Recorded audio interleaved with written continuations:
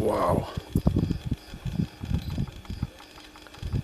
She's calling and looking.